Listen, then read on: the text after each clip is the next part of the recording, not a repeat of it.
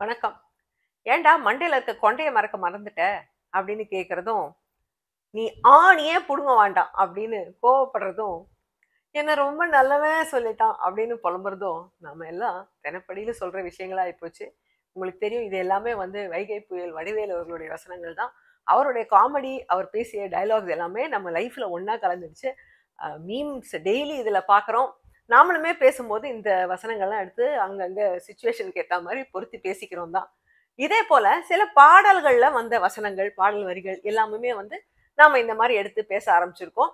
இது வந்து நம்மளுடைய கலாச்சாரத்துல ஒன்றாவே ஆயிட்டுன்னா அது வந்து மிகையாகாது.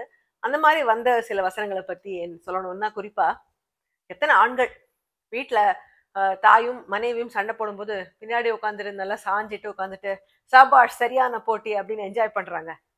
அதே போல சென்னை வாசிகள் குறிப்பா வீட்டுல குழாயை திறந்தா காத்து தான் வருது அப்படின்னு சொல்றது இல்லையா? சோ அந்த காலத்துல PS வீரப்பா வஞ்சிக்கோட்டை வாலிபன்ல சொன்ன சபாஷ் சரியான போட்டியா இருக்கட்டும், இல்ல ரொம்ப அப்படியே அப்பாவே முகத்தை வச்சுட்டு தேவர் மகன்ல ரேவதி சொன்ன காத்து தாங்க வருது ஆகட்டும், இதெல்லாமே வந்து நம்மளுடைய ஒகாபுலரியில ஒன்னாயிடுச்சு. பேசும்போது அந்த காலத்து பாட்டிங்கெல்லாம் பழமொழி சொல்ற மாதிரி நாமெல்லாம் வந்து இந்த சினிமா மொழி பேச ஆரம்பிச்சிட்டோம். அந்த மாதிரி ஒரு பாடல் வந்து ஒரு வரி மாத்திரம் இல்லாம அந்த பாடல்ல வந்த பல வரிகளும் நாம எடுத்து யூஸ் பண்ண ஆரம்பிச்சிருக்கோம். அந்த மாதிரி வந்த ஒரு பாடல் தான் வந்து குணா படத்துல வந்த கண்மணி அன்போடு காதலன். இந்த பாட்டுல நிறைய வரிகள் வந்து நம்மளுடைய டெய்லி ஒகாபுலரியில இடம் பெற்றிருக்கு. அந்த வரிகள், அந்த பாட்டுல இருக்க சில விசேஷ குணங்கள், இதெல்லாம் பத்தி தான் இன்னைக்கு பேச போறோம். வெல்கம் டு ஒரு நாள் போதுமா.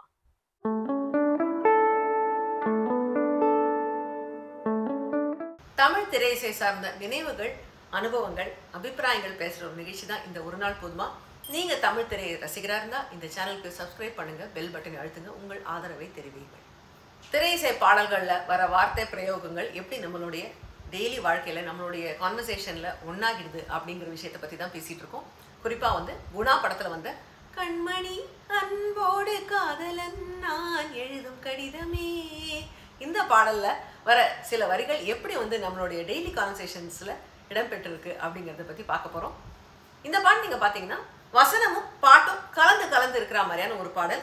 இதே போல வந்த பாடல் தான் உயர்ந்த மனிதன் படத்துல வந்த அந்த நாள் ஞாபகம் நெஞ்சிலே வந்ததே நண்பனே நண்பனே நண்பனே. இந்த பாட்டை பத்தி நம்ம ஒரு எபிசோட் பேசியிருக்கோம். அந்த பாட்டு தான் வந்து இந்த ஜான்ரால தமிழ் படங்கள்ல வந்த ஒரு முதல் பாடல்னு சொல்லலாம்.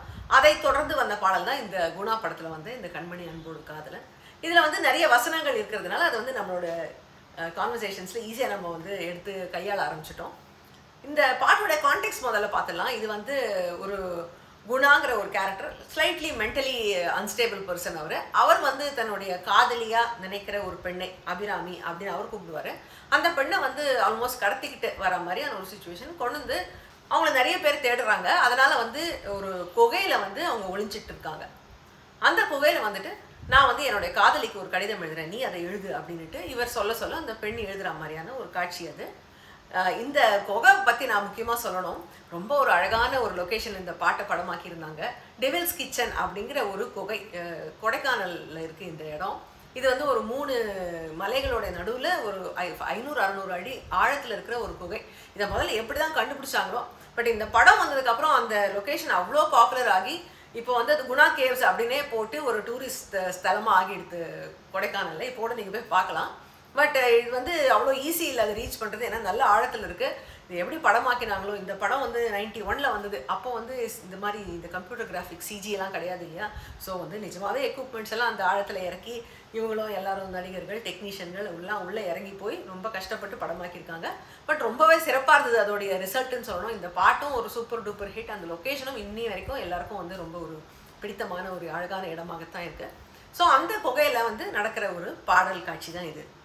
ஸோ வந்து இவர் ஆரம்பிப்பார் கமல்ஹாசன், அதாவது குணா கேரக்டர், கண்மணி அன்போட காதலன் நான் எழுதும் லெட்டர் இல்லை கடிதாசி இல்லை கடிதம்னே போட்டுக்கோ அப்படின்னு அதை சொல்லிட்டு டிக்டேட் பண்ணுறாரு. இந்த லெட்டரை சொல்லிட்டு எங்கே படி அப்படின்ன உடனே அந்த பொண்ணு வந்து அதை வந்து பாட்டாக பாடும். கண்மணி அன்போடு காதலன் நான் எழுதும் கடிதமே. உடனே இவர் வந்து அப்படியே அவர் முகத்தை பார்க்கணுமே, கமல் ரொம்ப நல்லா பண்ணியிருப்பாரு. அப்படியே ஆச்சரியத்தோட பார்த்து, அட பிரமாதம், பாட்டாவே படிச்சிட்டியா அப்படின்வாரு. பாட்டாவே படிச்சிட்டியா? ஸோ அந்த பாட்டாவே படிச்சிட்டியாங்கிறது வந்து ஒரு ஒரு பாப்புலர் ஒரு ஃப்ரேஸாக நம்மலாம் எடுத்து யூஸ் பண்ணுறோம்.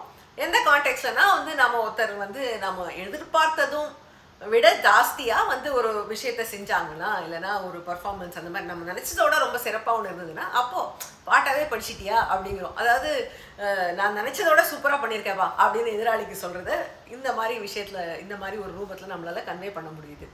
அடுத்த வரி சொல்வார், உன்னை பற்றி நான் நினைக்கிற போது என் மனசில் அப்படியே அருவி மாதிரி கொட்டுது கவிதை, ஆனால் அதை எழுதணும்னு நினைக்க போது தான் வார்த்தை அது வரல அப்படிங்கிற மாதிரி சொல்லுவார். அதை வந்து அவள் பாடுவா. உன்னை எண்ணி பார்க்கையில் கவிதை கொட்டுது, அதை எழுத நினைக்கையில் வார்த்தை முட்டுது. ஸோ இது கேட்டுட்டு அவர் ஆஹா கவிதை கவிதை அப்படின்வாரு. பிரமாதம், கவிதை கவிதை. அதாவது வந்து தான் சொல்ல வந்த அவர் சொல்ல தயங்கின சொல்ல முடியாத தவிச்ச ஒரு விஷயத்த அழகா ஒரு 2 வரியில எழுதிட்டா வந்து கவிதை தானேங்க. நம்ம வந்து ஒரு லாகா பேசுற ஒரு விஷயத்த சுருக்கி சொல்றது தானே கவிஞர்களோட வேலை. அந்த மாதிரி சொல்ற போது கவிதை கவிதை அப்படின்னு வர அவரு. ஸோ இந்த கவிதைங்கிறதும் நாம் வந்து நிறைய நம்மளுடைய தினப்படி வாழ்க்கையில் சம்பாஷணைகளை நம்ம யூஸ் பண்ணுறது. எஸ்பெஷலி சோஷியல் மீடியாவில் வந்து கமெண்ட் எழுதுறதுக்கு இந்த மாதிரி விஷயங்கள்லாம் ரொம்ப ஈஸியாக இருக்குது. போன வாரம் கூட யாரோ வந்து எனக்கு தெரிஞ்சவங்க வந்து ஒரு ஃபோட்டோ போட்டிருந்தாங்க, நான் எடுத்தேன் என்னோடய கேமராவில் எப்படி அழகாக இருக்கு பாருன்னு. ஸோ அதுக்கு நான் இதான் கமெண்ட் எழுதியிருந்தேன், கவிதை கவிதை அப்படின்னு. அதாவது நல்லா இருக்குன்னு சொல்கிறத விட இந்த மாதிரி கவிதை கவிதை அப்படின்னு நம்ம சொன்னோம்னா வந்து அவங்களுக்கு இன்னும் கொஞ்சம் ஜாலியாக இருக்குல்ல. ஏன்னா அது வந்து அந்த ரொம்ப சிறப்பாக இருக்குது அப்படிங்கிற விஷயத்த ரொம்ப எளிமையாக 2 வார்த்தையில் நம்ம கன்வே பண்ண முடியுது. ஸோ அடுத்த வரி சொல்வார், எனக்கு என்ன காயம் பட்டாலும் அது ஆறி போயிடும், ஆனால் உனக்கு வந்து உனக்கு வலி தாங்குமா அப்படின்னு சொல்லிட்டு இதே எழுதிக்கோ, நடுநடுவில் மானே தேனே பொன்மானே போட்டுக்கோ அப்படின்வாரு. இதையும் எழுதிக்க, நடுவில் மானே தேனே பொன்மானே இதெல்லாம் போட்டுக்கணும். இந்த மானே தேனே பொன்மானே போட்டுக்கோங்கிறது நிறைய கான்டெக்ட்ல யூஸ் ஆகுது. நான் கூட எடிட்டர்ஸ் கிட்ட வந்து பேசும்போது வந்து இந்த வீடியோ ஏதாவது ஷூட் பண்ணி கொடுத்துட்டு இதை எடிட் பண்ணிட்டேன்னு சொல்லிட்டு நடுநடுவில் மானே தேனே பொன்மானே போட்டுக்கோ அப்படின்னு. அதாவது இது டைட்டில் ஆட் பண்ணுறது, சப்ஸ்கிரைப் பட்டன் வைக்கிறது, இதெல்லாம் வந்து ரெகுலராக பண்ணுற விஷயங்கள்ல இதெல்லாம் வந்து மானே தேனே பொன்மானே. எப்படி ஒரு பாட்டில் வந்து மானே தேனே பொன்மானே அப்படிங்கிற வேர்ட்ஸ் எல்லாம் வந்து அதுக்கு தனியாக அர்த்தம் கிடையாது, பட் ஒரு பாட்டோடைய அந்த அழகுக்கு ஒரு சந்தத்துக்கு வர மாதிரி இன்சர்ட் பண்ணுற விஷயங்கள் இல்லையா. அதை போல் வந்து டெய்லி யூஸில் இருக்கிற நிறைய விஷயங்களை நம்ம இந்த மாதிரி மானே தேனே பொன்மானேன்னு சொல்கிறோம். அது வந்து பல இடத்துலையும் இந்த சொற்றொடர் நமக்கு யூஸ்ஃபுல்லாக இருக்குது. நம்ம வந்து பேசும்போது அதை அந்த விஷயத்தை கன்வே பண்ணுறதுக்கு ரொம்ப ஒரு யூஸ்ஃபுல்லான சொற்றொடராக இருக்குது. இதுக்கு அடுத்தது குணா சொல்வார், என்னுடைய காதல் என்னங்கிறது வந்து அது ஒரு சாதாரண விஷயம் இல்லை, மனிதர் உணர்ந்து கொள்ள இது மனித காதல் அல்ல, அதையும் தாண்டி புனிதமானது புனிதமானது புனிதமானது. ஸோ இந்த அதையும் தாண்டி புனிதமானது அப்படிங்கிறதும் வந்து நம்ம நிறைய பேர் வந்து யூஸ் பண்ணுற விஷயம்தான் நம்மளுடைய சம்பாஷணைகளில். ஏன்னா வந்து ஒரு ரொம்ப சிறப்பாக இருக்க ஒரு விஷயம் அப்படின்னு சொல்கிறதுக்கு நீ எதிர்பார்த்ததோட ஒரு எல்லாரும் புரிந்து கொள்வதை விட ரொம்ப ஒரு அற்புதமான விஷயம் இது அப்படின்னு சொல்கிறதுக்கு ரொம்ப ஒரு ஈஸியான ஒரு ஃப்ரேஸாக இருக்குது, அதையும் தாண்டி புனிதமானது அப்படின்னு சொல்கிறது.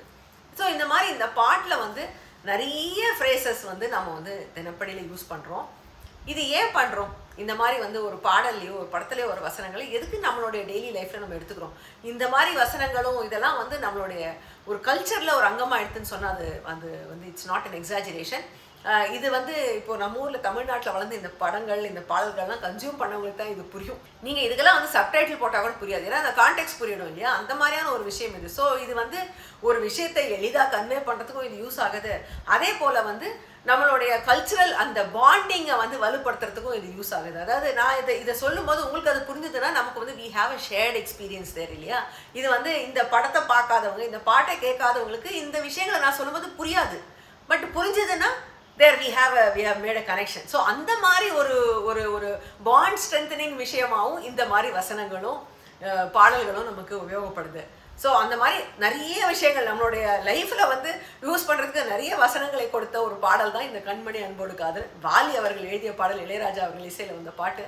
ஸோ வந்து வாலிக்கு பெரிய தேங்க்ஸ் சொல்லணும். அதாவது இப்போ ஒரு கவிஞர் வந்து இந்த மாதிரிலாம் நிறைய யூஸ் பண்ணி அது நம்மளுடைய லைஃப்பில் எப்போ அது ஒரு அங்கம் ஆகுதுன்னா அந்த கவிஞர் வந்து நல்லா கூர்ந்து கவனித்து நம்மளுடைய வாழ்க்கையில் சில விஷயங்களை கவனித்து அதை அந்த பாட்டில் எடுத்துகிட்டு வரும்போது தான் நம்மளாலே அது ஈஸியாக நம்ம யூஸ் பண்ணிக்க முடியுது. நம்மளோட வாழ்க்கைக்கு சம்மந்தமில்லாத விஷயங்களை அவங்க எழுதும்போது நம்ம எப்படி அதை எடுத்து யூஸ் பண்ணுவோம். ஸோ இது வந்து ஒரு கவிஞருக்கு தான், அந்த பாடல் வரிகள் எழுதியவருக்கு தான் அந்த பெருமையெல்லாம் சேரும். அஃப்கோர்ஸ் அதை படமாக்கியவங்க பாடினவங்க, இந்த கேஸில் வந்து கமல்ஹாசன் பேசுவார், எஸ் ஜானகி அம்மா பாடுவாங்க, இவங்களுடைய கான்ட்ரிபியூஷனும் இருக்குது, இசையோட கான்ட்ரிபியூஷனும் இருக்குது. அப்படின்னாலும் அந்த பாடல் வரிக்கு சொந்தக்காரருக்கு தான் இந்த பெருமையெல்லாம் சேரும். ஏன்னா அவங்களுடைய அந்த கீன் அப்சர்வேஷன் சென்ஸ்னால தான் இந்த மாதிரி விஷயங்கள்லாம் அவங்க எளிதாக வந்து அவங்க பாடலில் புகுத்துறாங்க, அதை தான் நாமளும் எடுத்து கையாளுறோம். ஸோ அதனால் வாலி சாருக்கு தான் இந்த புகழெல்லாம் போய் சேருங்கிறது என்னுடைய கருத்து.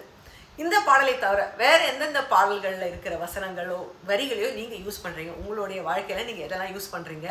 நிறைய பாடல்கள் இருக்குது, நான் மறுக்கல. ஸோ நீங்கள் வந்து அடிக்கடி உபயோகப்படுத்துகிற பாடல் வரிகள் என்ன, அது வந்து எந்த கான்டெக்ஸ்டில் யூஸ் பண்ணுவீங்க அப்படிங்கிறத கமெண்ட்டில் எழுதுங்க.